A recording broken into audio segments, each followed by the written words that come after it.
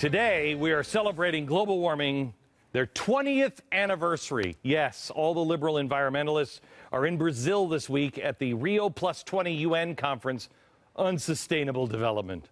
Oh, that sounds like code language. Ever wonder where the term sustainable development came from?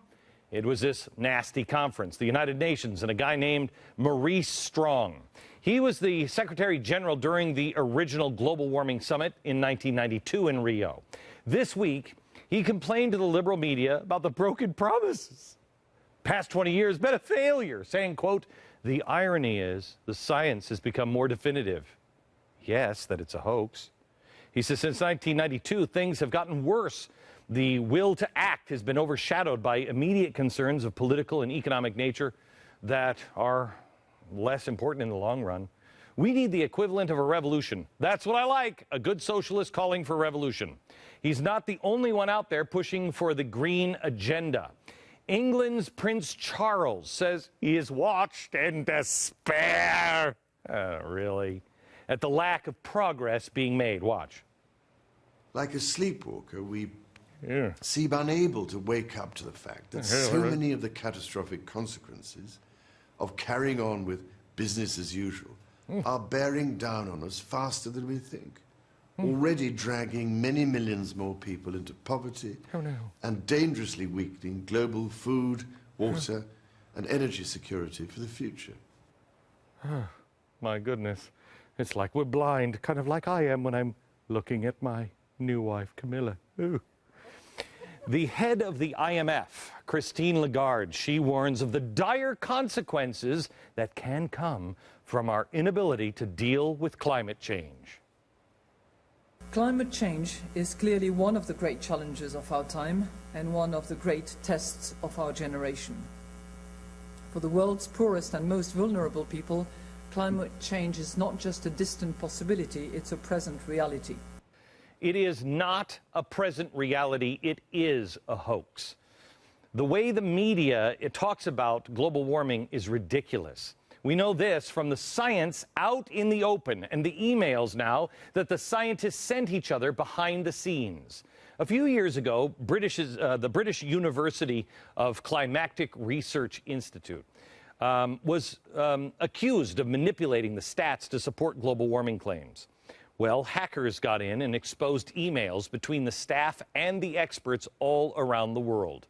Here are just a few of the highlights from some of the most damaging emails.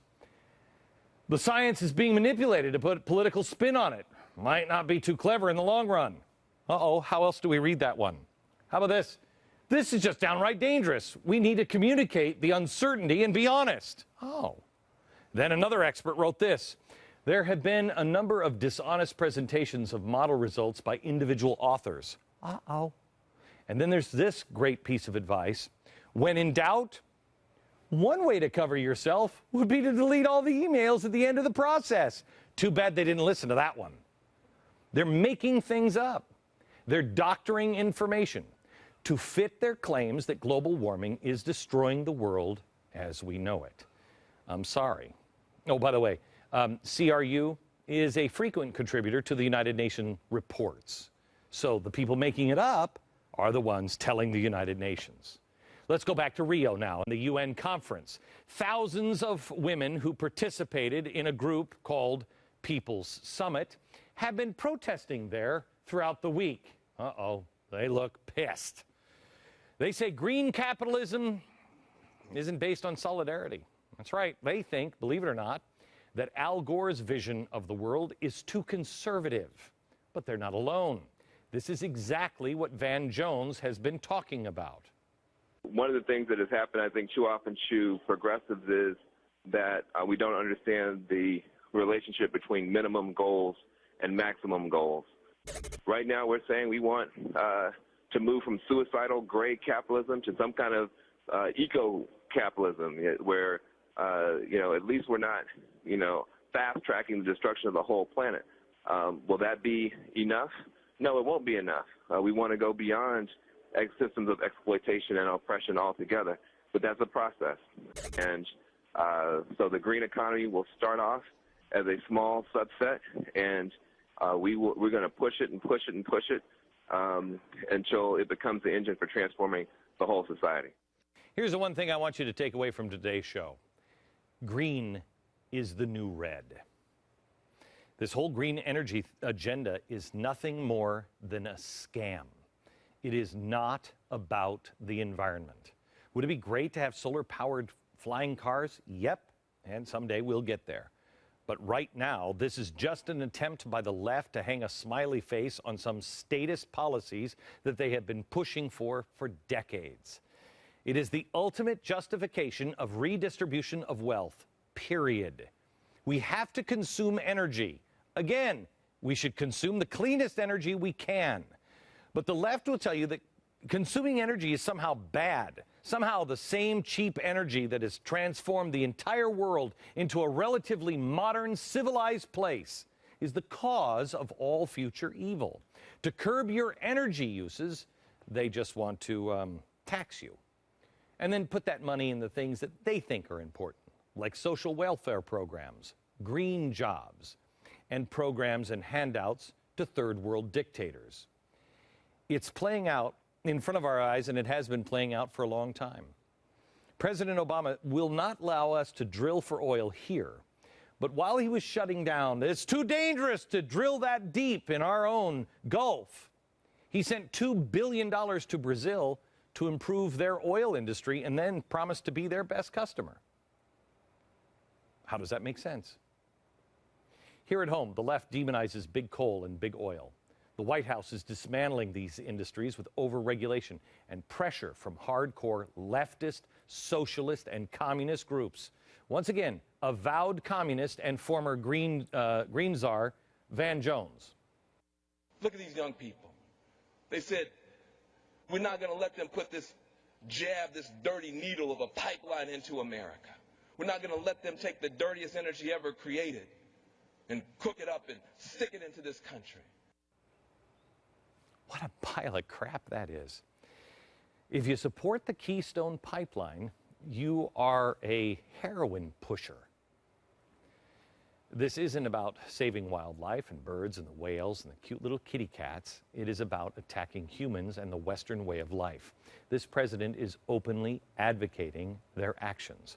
He is following in the footsteps of countries like Spain, who are now burying themselves in debt and throwing money that they don't have at green policies that don't work.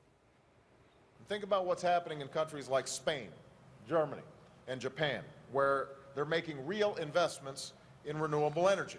They're surging ahead of us, poised to take the lead in this new industry.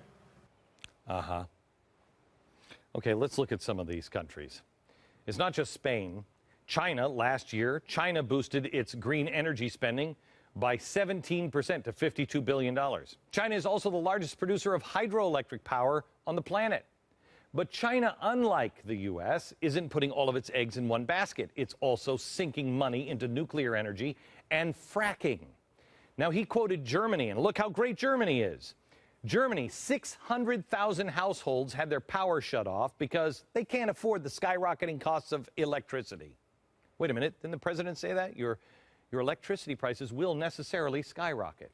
Also in Germany, the green energy transition could cost German consumers up to 60% more by 2012. That's 8 years away.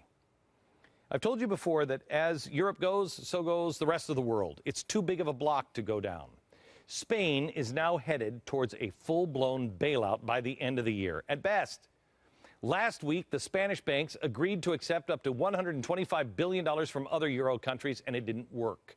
Earlier this year, Spain announced that it would end FIT contracts, which are renewable energy subsidies. So far, the deficit due to the higher electricity is $30 billion and climbing.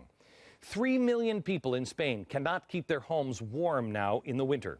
70% of Spaniards have changed energy use habits to drive down the household costs. Back in 2009, there was a report that highlighted the inefficiencies of Spain's green policies.